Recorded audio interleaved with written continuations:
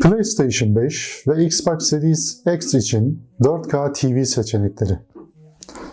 Gerçekten yeni 4K TV almaya değer mi? Önceki modellerle karşılaştırdığında Xbox Series X ve PlayStation 5 gözle görülür şekilde daha fazla donanım performansı sunuyor. Yeni nesil konsollar bazı yeni özelliklerle daha yüksek çözünürlük, daha yüksek kare hızları vaat ediyor. Peki şu anda bir Full HD TV'niz varsa yeni bir 4K TV almaya değer mi? Gelin hep birlikte bu sorunun cevaplarına bakalım.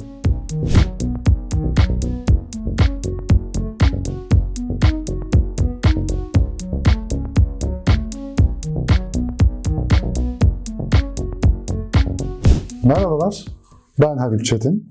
120 FPS'ye kadar 4K çözünürlük, HDR, VRR, ELLM bunlara karşılık gelen bir 4K televizyonunuz varsa PlayStation 5 ve Xbox Series X kullanabileceğiniz çok sayıda ilginç işlevleri sizlere sunuyor. Maalesef ucuz bir modelle bu pek mümkün değil.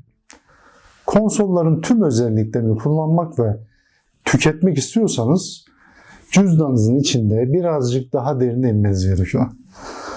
Ve burada pek çoğumuz için aynı soru ortaya çıkıyor. Buna değer mi? Bu soruya cevap vermek için Samsung Q90T 55 inçlik QLED TV modelini seçtik.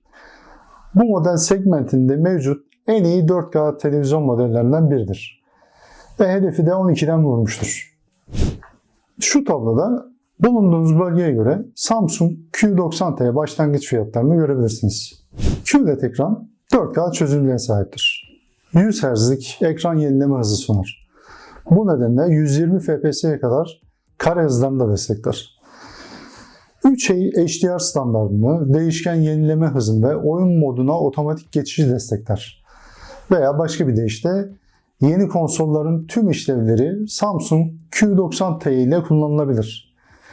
Xbox Series X ve bir PlayStation 5'i 4K TV'ye bağladık ve aradaki farkın aynı üreticinin klasik LCD ekranlı eski bir Full HD TV'ye kıyasla ne kadar büyük olduğunu kontrol ettik. Samsung televizyonunun özel bir gücü var. Güneş kadar parlak.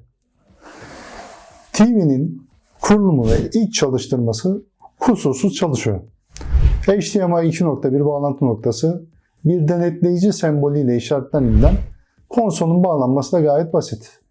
Bu yüzden Xbox Series X konsolunuzu takın, konsolu çalıştırın ve kanepenize kurun.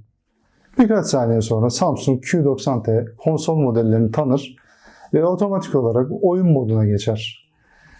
Giriş gecikmesini olabildiğince düşük tutmak için de bazı efektleri devre dışı bırakır.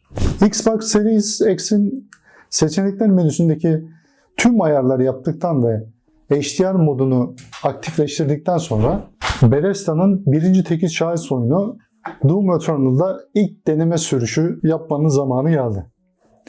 Doğal olarak 4K'da 60 FPS'de çalışıyor ve şimdiden etkileyici bir şekilde 4K televizyon ve yeni nesil konsolun doğru kombinasyonunun ne kadar potansiyel sunduğunu bizlere gösteriyor. Parlak QLED ekran doğrudan gün ışığı aldığı ortamlarda görüntü içeriğinin ekranda her zaman net bir şekilde görülebilmesini sağlar. Renkler gerçekten inanılmaz derecede zengin ve parlaktır. 4K çözünürlük ve oyun modu sayesinde görüntü her zaman nettir. Gamepad ile görüntü arasındaki gecikme şaşırtıcı derecede kısadır.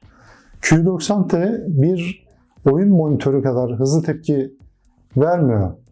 Ancak diğer televizyonlarla karşılaştırdığımda sonuç kesinlikle etkileyici.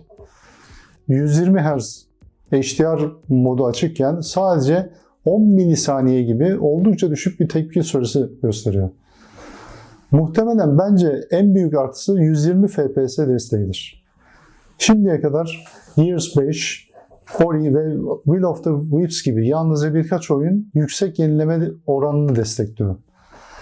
Bu utanç verici çünkü bu TV'nin tepkime süresi nefes kesici. Samsung Q90T'de hareketler tereyağı kadar akıcı görünüyor. Girişler de daha hızlı tepki gösteriyor. Şimdi gelelim bir bakışta Samsung Q90T'nin dezavantajlarına. Normal ve oyun modu arasında sürekli geçiş yapmak biraz can sıkıcıdır. Hem Xbox Series X hem de PlayStation 5 bir oyun başladığında televizyona yalnızca karşılık gelen ELLM yani otomatik düşük gecikme modu sinyalidir. Bu anlarda ekran birkaç saniyeliğine karar ve diğer moda geçmek için bazen kısa bir süre ileri geri hareket eder. Bazı durumlarda olumsuz olarak öne çıkan şey Samsung TV'nin agresif yerel karartmasıdır. OLED'lerin aksine QLED'ler gerçek siyah görüntüleyemez. Çünkü arka plan aydınlatmaları her pikseli ayrı ayrı kontrol edemez.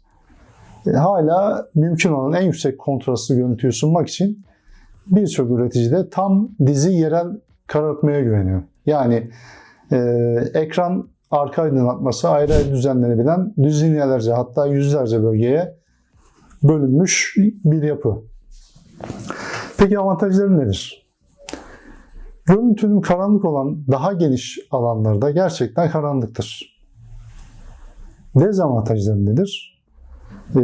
Bir karartma bölgesinde parlak beyaz bir görüntü alanı varsa sonraki karartma bölgesi yalnızca karanlıksa bu bölge geçişlerinde görülebilir.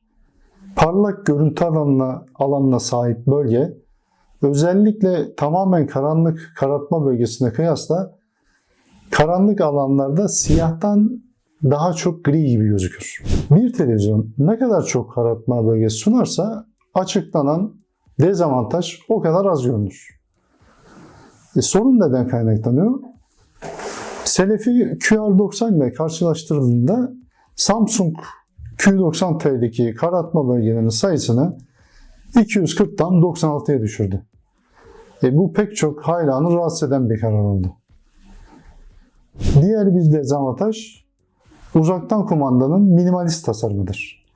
Düğme sayısındaki azaltma modern görünebilir ancak gerçekten bir kaynak ve seçenekler düğmesi olmadan bunu yapmamalıydınız sayın Samsung. Yani bu can sıkıcı bir şekilde istediğiniz ayarları yapmak için sizi tüm yol boyunca ana menüdeki karşılık gelen girişlere kaydırmaya zorluyor. Özellikle de arayüz bazen yavaş tepki verdiğinde ve işini düğmeye bastıktan birkaç saniye sonra gerçekleştirdiğinde bu net bir şekilde görülüyor. Şimdi yaklaşık $1500 ödediğiniz bir televizyon setiyle bu sorunun göz ardı edilmiş olması da pek hoş bir olay değil. Sonuç olarak PlayStation 5 ve Xbox Series X için yeni bir TV almaya değer mi? Kısa ve öz cevap. Evet ve hayır. Yeni nesil konsollardan birini satın alırsanız, onu eski bir Full HD televizyonda 60 Hz ile çalıştırabilir ve sayısız ek işlevleri umursamazsanız bu mümkün. Ama dürüst olmak gerekirse bütün bu özellikleri kullanmayacaksanız sizin yeni jenerasyon bir konsol almaya ihtiyacınız yok. Değil mi? Tamam. Xbox Series X, Series S ve PlayStation 5'in özel oyunların sayısı şu anda çok fazla değil. Çoğu oyun büyük kısıtlamalar olmaksızın son nesil modellerde de oynanabilir durumda. Cyberpunk 2077 hariç. Başka bir deyişle evinde hala bir HD Ready veya Full HD televizyonu olan herkes yeni nesil konsollara geçerken kesinlikle yeni bir televizyon almayı düşünmelidir. Çünkü aradaki fark aslında inanılmaz derecede yüksek. Hepsinden önemlisi seçili oyunları su gibi akan 120 FPS'de deneyimleme imkanı bence Samsung Q90T gibi daha güncel bir modele geçmek için yeterli bir sebep. Tabii diğer üreticiler de boş durmuyor. LG, Sony veya TLC gibi diğer üreticiler de yeni nesil konsolların tüm işlevlerini kullanan çeşitli 4K TV modelleri sunuyorlar. Bununla ilgili ayrıntıları da burada verdiğim tabloda görebilirsiniz. Aklımızdaki sorulara geri dönecek olursak, yeni bir 4K TV satın alırken OLED veya QLED'e gitmek en iyisi mi? Yeni konsolların tüm özelliklerinden yararlanmak istiyorum. Yeni 4K TV'lerin sunduğu işlevler neler? Kafamızda bu sorular dönüp duruyor. Temel olarak OLED'ler daha iyi kontrast sunar. QLED'ler daha parlaktır. Bu farkı özellikle HDR modu açıkken parlak sahnelerde görebiliriz. Bu durumlarda QLED'ler genellikle gözleri neredeyse kamaştıran en yüksek parlaklıklara ulaşır. Örneğin Ghost of Tsushima gibi bir oyunda doğrudan güneşe bakarken bunu görebilirsiniz. Bunun için karanlık sahnelerde taviz vermelisiniz. Çünkü QLED'ler fold desteğiyle bile gerçekten siyah renk sunamazlar. QLED'lerin yüksek parlaklığının başka bir faydası daha vardır. Televizyon gün boyunca çok fazla güneş ışığı alan bir odadaysa QLED'ler OLED'lerden önemli ölçüde daha az ışığı yansıtırlar.